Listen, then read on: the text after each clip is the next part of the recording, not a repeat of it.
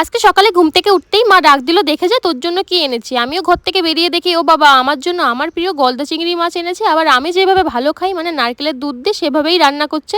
মা কড়াইতে তেল দিয়ে গরম করে তার মধ্যে দিয়ে দিল লঙ্কা বাটা। লঙ্কা বাটাটা দিয়ে কিছুক্ষণ নাড়ানোর পরে দিল মাছগুলো। তার মধ্যে আমি চলে আসলাম। আমি বললাম মা আমি একটু নাড়াই খুন্তি, আর আমার না এই কাঠের জালে করতে খুব ভালো লাগে। কিছুক্ষণ পর মা বললো আর করতে হবে না, গরমে উঠে যায়। তারপরে দিল দুধ, এটা হচ্ছে নারকেলের দুধ। এটা দিয়ে কিছুক্ষণ নাড়ানোর পরেই নামিয়ে নিতে হবে। এইদিক ওদিক ঘুরে ফিরে এসে আমি আবার মাকে বললাম দাও, লাস্টে গরম মশলাটা আমিই দিই। মা বললো দে, দিয়ে তাড়াতাড়ি উঠে যায়, এত গরমে থাকিস না, কষ্ট হবে। আসলে মারা হয় এরকম, সন্তানের কষ্ট মোটে সহ্য করতে পারে না। আমার প্রেশার লো থাকে বলে মা দুটো ডিম সিদ্ধ দিল, আমার একদমই ভালো লাগে না। একটা খেলাম, একটা মাকে দিয়ে দিলাম। আর এখানে দেখো কালারটা কত সুন্দর এসছে। আর এদিকে দেখি বৌদি হাজির, 3টে আম নিয়ে বললো মাখা খাই চল, যেরকম কথা সেরকম কাজ।